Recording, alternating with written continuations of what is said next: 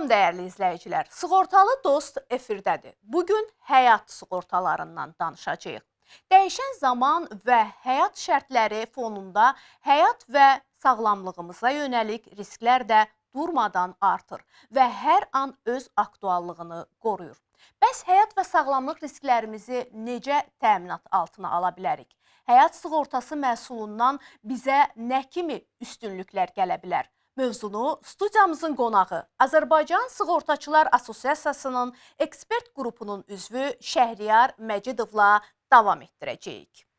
Şəhriyar müəllim, studiyamıza xoş gəlmişsiniz. Salamlayıram sizi. Salam, xoş gördük Aytən xanım. Şəhriyar müəllim, gəlin elə ilk olaraq ondan başlayaq ki, həyat riskləri və həyat sığortaları deyərkən nə başa düşülür və bu həyat riskləri və sığortaları hansılardır? Bəli, həyat sığortası deyəndə ilk əvvəl insanın həyatında gələcəkdə baş verə biləcək risklərdən ibarətdir. Bu insan həyatı riski deyəndə biz insan həyatının itirilməsi, əlilliklər, əlillik qrupları və bir də xəstəliklər nəticəsidir. Və məhsullar olaraq həyat sığortasında bir bildiyiniz kimi icbari növ var, digər bütün növlər könüllü məhsullardır. Ümumiyyətlə, bugün ölkəmizdə sığorta icmalına diqqət etsək, ən iri həcmli yığım və ödənişlər məhz həyatın yaşam sığortasındadır. Bəli. Gəlin bir qədər bu növ haqqında tamaşaçılarımıza məlumat verək. Ümumiyyətlə, bu növ kimlərə şamil edilir və bu sığorta məhsulundan necə yararlanmaq olar? Bəli. İlk əvvəl onu qeyd edək ki, kimlər istifadə edə bilər? Bəli. Əmək müqaviləsi ilə fəaliyyət göstərən, istənilən müəssisələr, təbii ki, burada dövlət qurumlarından söhbət getmir.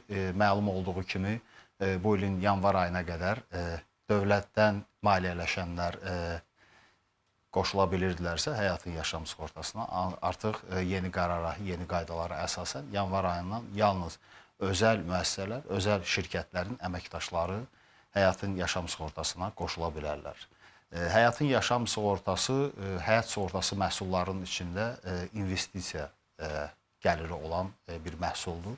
Bildiyiniz kimi, istənilən sığorta məhsullarında sığorta haqqını vətəndaş ödəyirsə, sığorta hadisəsi baş vermədiyi halda ona heç bir ödəniş olmur. Yalnız gərək sığorta hadisəsi baş versin. Amma həyatın yaşam sığortasında bu biraz yanaşma fərqlidir. Sığorta hadisəsi müddətin sonunda, yəni bildiyiniz kimi minimal müddət 36 aydır, maksimalda məhdudiyyət yoxdur. Bu 5 ildə ola bilər, 10 ildə ola bilər. Bu hallarda müddətin sonunda əgər bu sığorta məhsuluna qoşulan, sığorta məhsulu üzrə müqaviləsi olan şəxs həyatda qalarsa belə, yəni heç bir sığorta hadisəsi, heç bir həyatın itirilməsi, əlillik halları olmadan belə müddətin sonunda 3 il ərzində ora yönləndirdiyi, əmək haqqından təbii ki, yönləndirdiyi vəsaiti tam şəkildə geri alır. Bəli, burada sığorta hadisəsi elə vaxtın bitməsidir. Bəli, elə adından da görünür. Həyatın yaşam sığortası, xüsusilə son dövrlərdə bu sığorta növü ilə istifadə etmək üçün, məsələn, təhsildə insanlar istifadə edirlər, öz təhsillərinə, ev almaq üçün və s. Bəli, mənzilin dəyişmək, yeni avtomobil, bəli. Mən belə deyim də, böyük xərcləri qarşılanması üçün nəzərdə tutulmuş bir sığorta məhsuludur ki, bilirsiniz də, minimal müddət 3 il olduğuna görə, yəni 36 ay olduğuna görə, 36 ay ərzində hətta müştəri 100 manatdan belə aylıq olaraq bu sığorta məhsuluna qoşulsa belə, müddətin sonunda bəlli bir məbləğ alır ki, bununla bu məbləğlə kiçik olsa belə, mən demirəm, yeni avtomobil ala bilər, cari avtomobilini dəyişə bilər, mənzilini dəyişə bilər. Siz demişkən, övladın təhsilinə yönləndirə bilər. Bəli, son dövrlərin deyək ki, ən xoş əhval-ruhiyyəli sığorta növlərindən biridir. Məhz həyatın yaşam sığortası yəqin elə buna görə də populyardır. Amma son dövrlərdə daha bir populyar növ var. Bu, kredit həyat sığortası məhsullarıdır. Son dövrlərdə ümumiyyətlə istehlak kreditləri artır. İnsanlar, vətəndaşlar çox tez-tez istehlak kreditlərinə müraciət edirlər və bu zaman kredit həyat sığortası ilə özləri şəxslərini sığortalaya bilərlər. Əslində bu da vətəndaş yönümlü və bütün baş verə biləcək hadisələrin məhz müsbət maliyyə dəyəri cəhətdən müsbət sonluqla həllinə yönəlmiş bir sığorta növüdür. İstəyərdim bax bu sığorta növü haqqında tamaşaçılarımıza, xüsusilə istehlak krediti götürmək istəyən və yaxud götürən tamaşaçılarımıza məlumat verəsiniz. Bu məhsulun adı ümumilikdə kredit götürən şəxslərin həyat sığortası gedir. Yəni kredit götürən şəxslər deyəndə biz yalnız istehlak deyil də, yəni bu ipoteka kreditlərinə də şamil olunur. İstər dövlət, istərsə də daxili ipotekalar, yəni bankların daxili vəsaitləri hesabına verdikləri ipotekalarda belə həyat sığortası, bu həyat sığortası, yəni kredit həyat sığortası aktiv rol oynayır. İstehlak kreditlərində bilirsiniz də, orada adətən məbləğlər kiçik olur və müddət də az olur. Ona görə bunu niyə qeyd edirəm? Hər nə qədər müddət çox olarsa, məbləğ yüksək olarsa, bir o qədər də sığorta haqqı təbii ki, aydın məsələdir, yüksək olacaq. Amma istehlak krediti götürən şəxslərin həyat sığortasında müddət və məbləğ nisbətən, ipotekaya nisbətdə kiçik olduğuna görə burada sığorta haqqları da çox kiçik bir məbləğdə olur və yeni qaydalardan sonra bildiyiniz kimi Mərkəzi Bankın regulyatorun tələbinə əsasən yeni qaydalarda tariflər çox ucuzdur. Yəni nümunə də gətirmək olar, amma həddindən artıq kiçik bir məbləğlərdir ki, kredit götürürlər və o kredit müddəti ərzində deyək ki, 6 aydan tutmuş 48 aya qədər, yəni maksimal müddətə, minimaldan maksimala qədər bu müddət ərzində vətəndaş sığortalı olan, yəni kredit götürən həyatını itirərsə və yaxud da əlillik dərəcəsi ona təyin olunarsa, bu halda həyat sığorta şirkəti, yəni sığortalandığı həyat sığorta şirkəti onun bank qarşısında olan borcunu bağlayır. Çox önəmli məqamlardan biri məhz kredit götürən şəxsin əlillikdən sonraki o mərhələsidir. Təbii ki, bir insan həm kredit götürüb, həm müəyyən bir hadisə ilə xoşa gəlməz, bədbəxt hadisə ilə üzləşib və həyatına bir əlillik qazanıb, eyni zamanda borcu var və bu borcu ödəmək məcburiyyətindədir. Bu zaman kredit həyat sığortaları doğrudan da həmin insanın, həmin vətəndaşın çox böyük mənada dəstəyidir. Yəqin ki, bax, məhz bu sığorta növünün bu məğzini anlayan bütün kredit götürən vətəndaşlar bir mənalı şəkildə bu növə müraciət edirlər. Mütləq qaydada. Həyat sığortası, mən bunu əsas olaraq qeyd edeyim, həyat sığortası digər sığorta məhsullarına, digər sığorta sektorları, sığorta, yəni qeyri-həyat olaraq deyirəm, yəni avtomobilin icbari sığortası, kasko sığortası, bunlar belədir ki, Aytən xanım, bunlar ertələnə bilər, yəni ki, müəyyən müddətə təxirə salına bilər. Amma gəlin dərindən düşünək və nəzər salaq ki, həyat sığortası təxirə salınası bir sığorta növü deyil. Yəni, məhsullar belə təxirə salınası məhsullar deyil, çünki bu həyatla bağlı bir məsələdir, düzdürmü?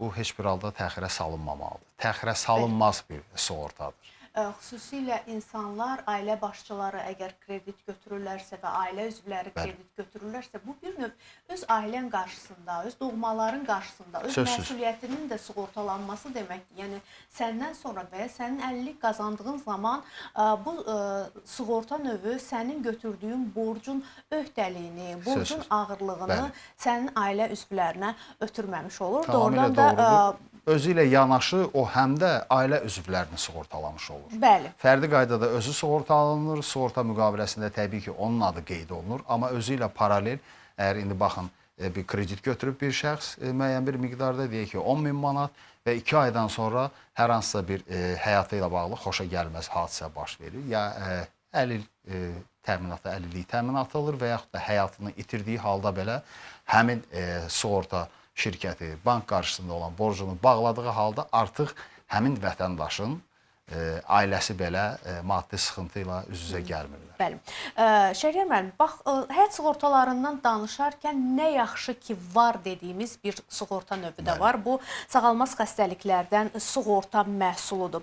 Bu sığorta məhsulu haqqında danışaq, məlumat verək və bu sığorta məhsulunu kimlər əldə edə bilər və yaxud kimlər mütləq şəkildə könüllü növ olmasına baxmayaraq əldə etməlidirlər? Bəli, mütləq qaydada əldə edilməsi ilə bağlı burada heç bir könüllü olduğuna görə məcburiyyət yoxdur.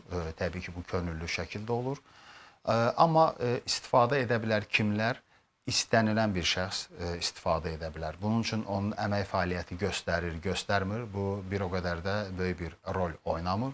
Fərdi qaydada istənilən vətəndaş, istənilən həyat sığorta şirkətlərinə yaxınlaşıb, məbləği özü seçməklə sağlamaz xəstəliklərdə ümumiyyətlə könüllü məhsulların bir çoxunda istər fərdi həyat sığortası olsun, istər sağlamaz xəstəliklər olsun ki, bu məhsullarda müştəri, yəni vətəndaş məbləği özü təyin edir və onun təyin etdiyi məbləğə görə müəyyən bir qiymət, yəni sığorta haqqı çıxarılır, onun qarşılığında da sığorta müqaviləsi bağlanılır.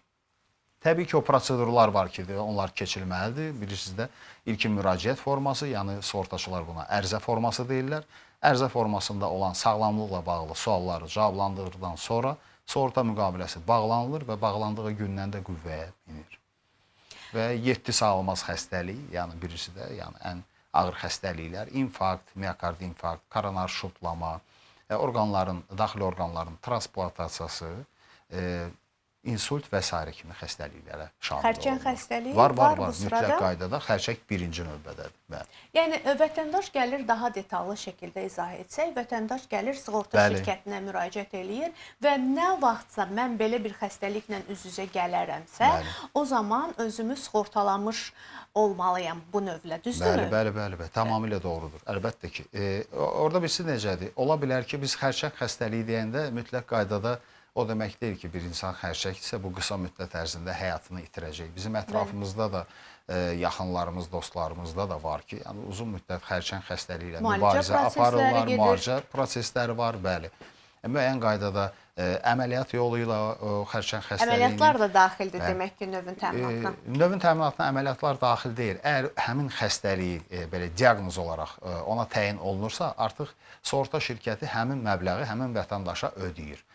Artıq o vətəndaş sığorta ödənişini alandan sonra onun ixtiyarındadır. Deyək ki, bir 30 min, 40 min əvvəlcədən seçdiyi rəqəmi alırsa, yəni bu xəstəlik deyək ki, diaqnozu qoyulandan sonra o vətəndaşa təqdim olunur. Artıq vətəndaş onu səyahət də edə bilər, müalicəsinə də yönləndirə bilər. Artıq vəsait onundur. Hansı istiqamətə istəsə o istiqamətdə də yönləndirə bilər, amma təbii ki, bu xəstədirsə, çox güman ki, xəstəliyi ilə bağlı. Demək, məbləğ əvvəlcədən müəyyən olunur, sığorta müqaviləsi imzalanarkən məbləğ müəyyən olunur, məsələn 30 min dəyərində bir məbləğ. Sonra sığorta ili müddəti deyək, başa çatmadan həmin insan o məbləği götürüb xəstəliyinə də və siz dediniz hətta səyahətinə də. Demək, orada burada şərt olaraq qoyulmur ki, siz mütləq bir ağır xəstəlik tapmalısınız ki, bu məbləği götürəsiniz. Xeyr, ağır xəstəlik zaten az öncə də qeyd etdim, xərçəng diaqnozu qoyulandan sonra, təyin olunandan sonra və ya o digər xərçəngdən başqa o 6 sağlamaz xəstəliyi ilə bağlı diaqnoz qoyulandan sonra və o sənədləri sığorta şirkətinə təqdim etdikdən sonra o vəsaiti alır. Alandan sonra onu hansı istiqamətdə xərcləməyi artıq sığortaçının öhdəliyində deyil. İstədiyi istiqamətdə xərcləyir. Amma vəsaiti vermək üçün sığortaçı müəyyən bir diaqnoz tələb edirmi? Bəli, mütləq qayda. Əlbəttə ki, bəli. 7 xəstəlikdən birinin diaqnozu mütləq olmalıdır. Amma sonra onu xəstəliyinə xərcləməyə də bilər. İnsan özü seçə bilər ki, yəni təbii ki, belə xəstəliklə üzləşən insanların böyük əksəriyyəti tutalım ki, məhz sağalmaq üçün, məhz müəyyən müalicələr üçün. Əslində bu da çox belə deyək, çox lazımlı olan, çox faydalı olan sığorta növlərindən biridir. Çünki belə risklər bizləri harda, nə zaman yaxalayacaq bilmək olmur.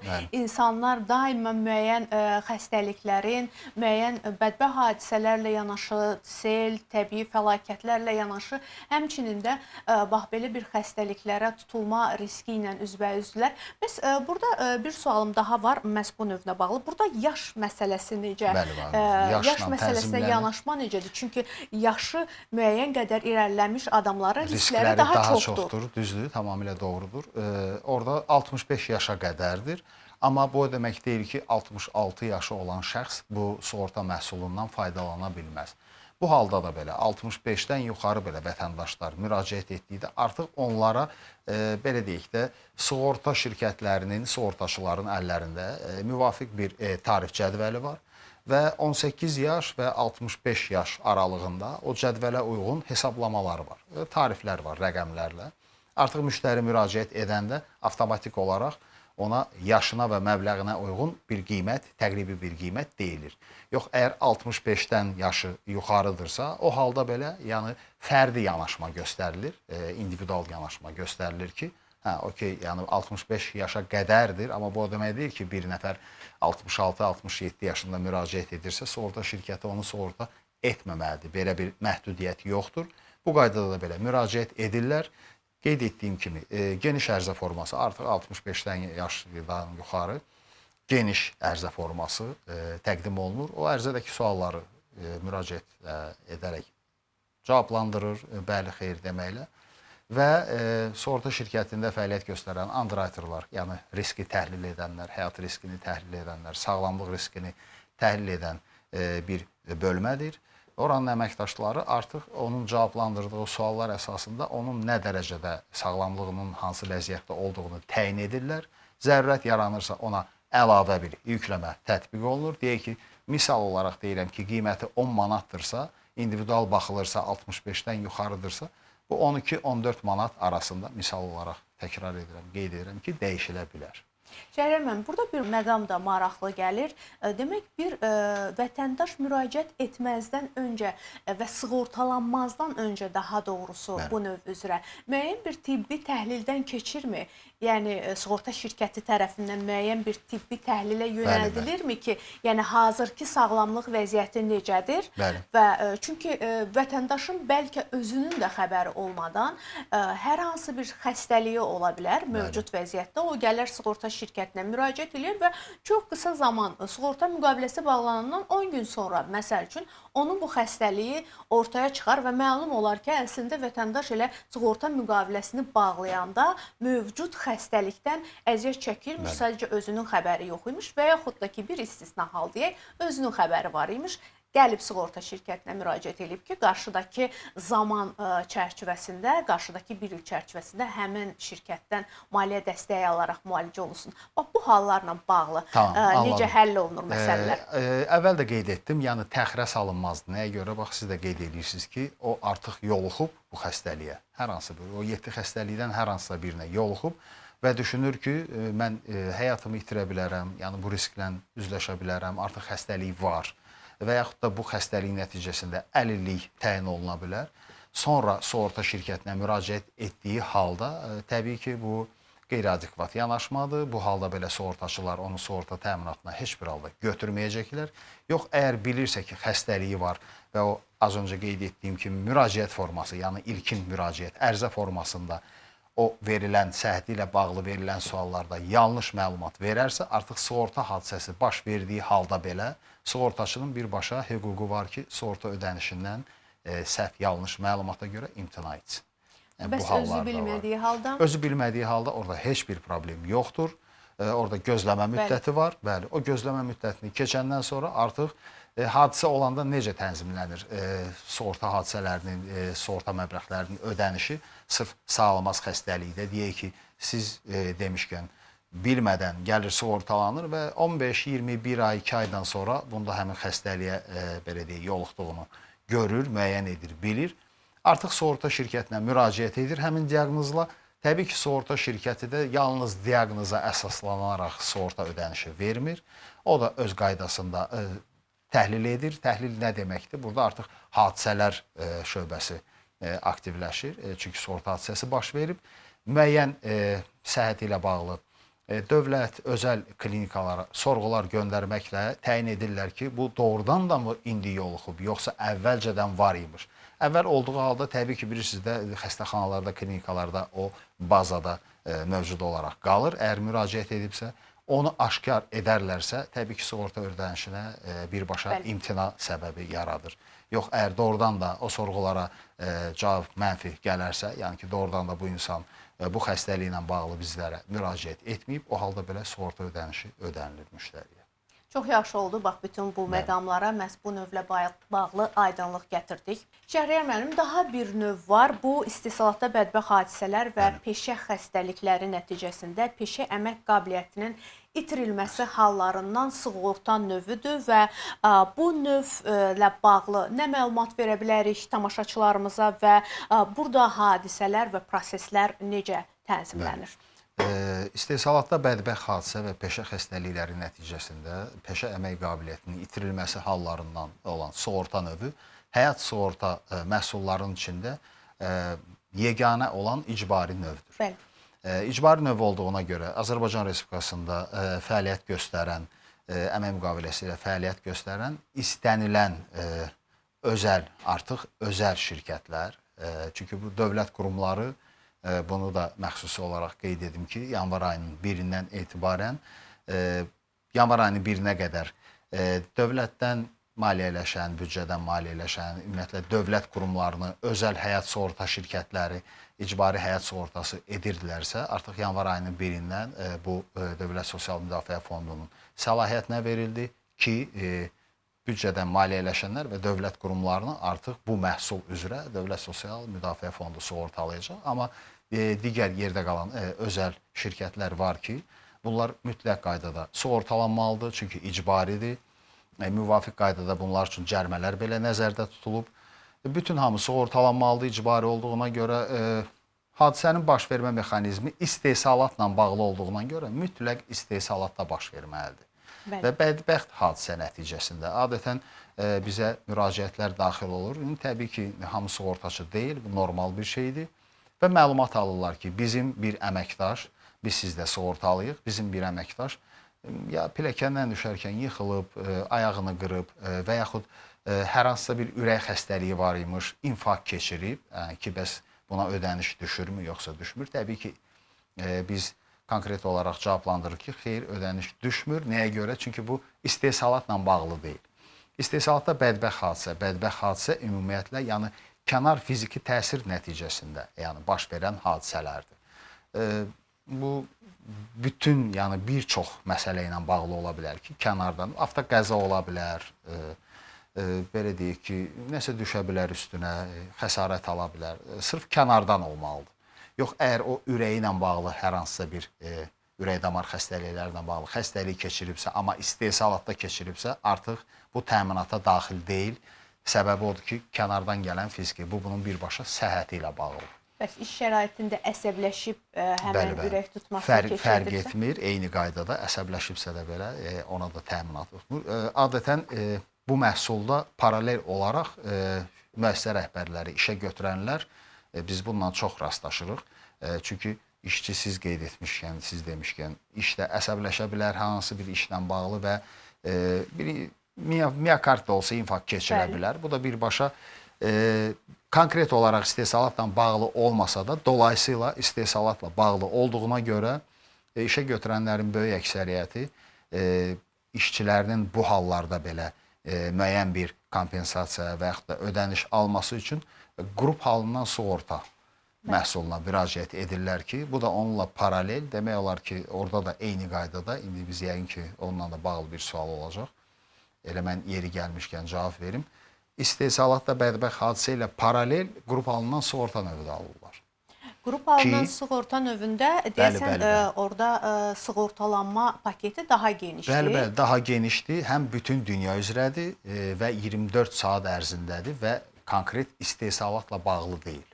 Qrup halından sığortada vətəndaş evində belə, yəni işdən sonra, ola bilər işdə əsəbləşib, hər hansısa bir məsələ ilə bağlı gəlib evində həyatını itiribsə belə, təbii ki, istehsalatda bədbəxt hadisələrlə bağlı müqaviləsi var müəssisənin və onunla paralel qrup halından sığortası da var ki, həmən vəfat edən əməkdaşın adı o siyahıda əgər varsa, indi mən orada bilirsiniz necədir, əgər bir müəssisənin 200 nəfər işçisi varsa, mütləq deyil ki, o işə götürən onların 200-ünü də qrup halından sığorta növü ilə, məhsulu ilə sığortalamalıdır. O seçim edə bilər, seleksiya yəni edə bilər, müəyyən top menecer və yaxud da qulluqçu kateqoriyasını konkret olaraq sığortalaya bilər ki, o da işə götürənin öz seçimindən asılıdır.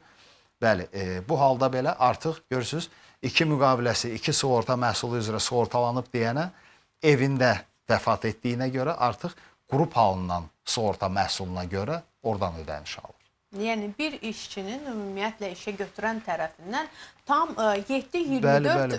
belə deyək, sığortalanmasını həyata keçirən iki növ haqqında hazırda məlumat verdiniz. Təşəkkür edirəm sizə. Ümumiyyətlə həyat sığortalarından danışarkən ən çox verilən, yəqin ki, elə sizin də ən çox qarşılaşdığınız suallardan biri məhz vərəsəlik məsələləri olur. Bax burada həyat sığorta növlərində sığortalanan şəxsin vərəsələri kimlərdir? Sığortalanan şəxsin əgər o ailəlidirsə, təbii ki, avtomatik olaraq onun həyat yoldaşıdır və yaxud da övladları artıq 18 yaşını keçiblərsə, 18 yaşından yuxarı olanda övladları da onun avtomatik olaraq vərəsələri sayılır. Adətən bilirsiniz necə olur? Bu kimi hallarda mübahisəli məsələlər çox olmur. Ailə daxilində onlar özləri bir vərəsəni seçərək şifahi qaydada razılaşırlar və müraciət edərək hər birinin razılığı olduğu halda deyək ki, iki övladı var, anası var, vəfat edənin atası var və həyat yoldaşı var. Və onlar qərar verirlər ki, biz vərəsə kimi səni təyin edə bilərik, etiraz etmərik vərəsə kimi görünməyə. Müəyyən sənədləşmədən sonra istənilən ya atası, anası, həyat yoldaşı və yaxud da övladları 18 yaşını keçmiş halda keçibsə, bunlar vərəsə sayıla bilər. Mübahisəli məsələlər o ailə daxili məsələlər ola bilər ki, ikisi də vərəsəsi sayılır. Həm həyat yoldaşı, həm övladı, təbii ki 18 yaşından yuxarı olan övladı. Onların arasında vərəsəliyi ilə bağlı mübahisə yarana bilər. O da ki, hüquqi müstəvidə məhkəmə yolu ilə həll olunandan sonra öz həllini tapır. Bəli. Ümumiyyətlə, Şəhriyar müəllim, 2026-cı ilin yanvar-fevral aylarına olan sığorta icmalına istinad etsək, hesabat dövrü ərzində həyat sığortalarında haqlar 129,3 milyon manat təşkil edib. Bu da ötən ilin eyni dövrü ilə müqayisədə 2,2% çoxdur. Bax, bu cari rəqəmləri nəzərə alsaq, insanımızın, vətəndaşımızın həyat sığorta növünə marağı nə dərəcədədir? Yəni, onu bir rəqəmlə ifadə etmiş olsaydınız, bu hansı rəqəm olardı? Bəli, anladım. Birisi necədir? Biz bu sektorda uzun müddətdə çalışdığımıza görə belə təhlilləri rahatlıqla edə bilirik. Nəyə görə? Əvvəl deyək ki, hər hansısa bir məkanda, məclisdə, hər hansısa bir yerdə həyat sığortası haqqında danışanda 10 nəfər o məclisdə, o yerdə əyləşənlərin onundan ikisi bununla bağlı məlumatlıydısa, bir 10 il bundan qabaq, artıq bugünkü gündə 10 nəfərdən 8-i məlumatlıdır. Çox gözəl bir statistika. Bunlar da bilirsiniz necədir? Kimisi istehlak krediti götürür, orada rastlaşır həyat sığortası ilə. Kimisi ipoteka krediti götürür, orada rastlaşır, maariflənir, məlumat alır ki, bəli, belə bir sığorta növü var, məhsulu var. Kimisi istehsalatda bədbəxt hadisə ilə bağlı müəyyən bir məbləğ ya alır, ya iş yoldaşı alır, aldığı halda onun məlumat. Bu bilirsiniz, maariflənmə yalnız bilirsiniz, indi hal-hazırda maariflənmə 3 qurum tərəfindən həyata keçirilir. Əsas regulyator Azərbaycan Mərkəzi Bankıdır. İkinci Azərbaycan Sığortaçılar Assosiasiyasıdır. Üçüncü qurum isə İcbari Sığorta Bürosudur ki, bunların birgə təşkilatçılığı ilə mütəmadi olaraq siz daha yaxşı bilirsiniz.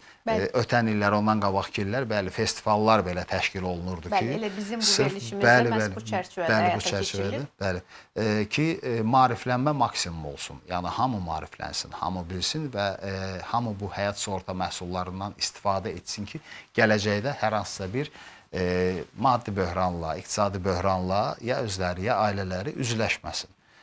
Artıq baxırıq ki, kənardan nəzər yetirəndə görürük ki, doğrudan da aktuallaşır, insanlar daha çox maarifləniblər, hər birinin tam olaraq məlumatı olmasa da, kiminsə kredit götürən şəxslərin həyat sığortasından məlumatı var, kiminsə həyatın yaşam sığortasından. Ən çox mən deyərdim ki, ən çox məlumat həyatın yaşam sığortasındadır. Çünki əvvəlində qeyd etdiyim kimi investisiya yönümlü bir məhsuldur. Burada yalnız həyatın sığortası ilə paralel bir qazanc da nəzərdə tutulur ki, qoşulan vətəndaş, pul yığım kimi, elə bir ki, bir vəsaitli bir daxıl kimi. Həyatın yığım sığortası və həyatın yaşam sığortası hər iki halda deyirlər. Bu hallarda belə, bəli, vətəndaşlar artıq maarifləniblər. Bu çox sevindirici haldır, ələxüsusda həyat sığortaçıları üçün. Daha sevindirici haldır. Biri var ki, ona izah etmək, sıfırdan başlamaq, amma məlumatı olana daha detallı məlumat vermək daha rahat olur və onu belə deyək ki, inandırmaq deməyək, bu məhsulun nə qədər, yəni həyat sığortasının ümumiyyətlə nə qədər vacibliyini daha rahat izah etmək olur. Çox sağ olun, təşəkkür edirəm və bir qədər əvvəl dediniz ki, artıq uzun müddətdir sığorta sahəsində çalışırsınız və yəqin ki, siz sığortanın həm gətirdiyi faydaları, həm o verdiyi maliyyə dəstəyini, həm də sığorta hadisələri nəticəsində bir vətəndaşa dəyə biləcək zərərləri hamısını görmüsünüz. Bax, bu mənada bütün bu təcrübənizi nəzərə alaraq bizim tamaşaçılarımıza, bizim sığortalılara və sığortası olmayanlara mesajınız, tövsiyəniz nədir? Bəli, tövsiyəm, sözsüz ki, tövsiyəmiz odur ki, yenə də təkrar edirəm, 3-cü dəfə olsa da, bu təxirə salınmaz bir şeydir.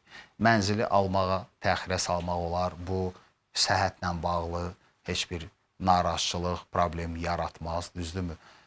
Maddiyyatla bağlı, avtomobilini dəyişmək, yeni avtomobil almaq təxirə salına bilər.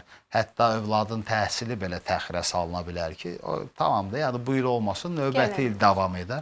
Amma həyat sığortası almaq heç bir halda təxirə salınmamalıdır. Çünki biz bilmirik ki, bir neçə saatdan sonra başımıza nə gələ bilər, nə ola bilər.